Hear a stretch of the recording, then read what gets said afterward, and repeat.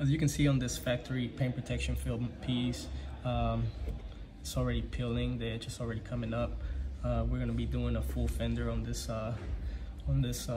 car, so we're gonna be removing this piece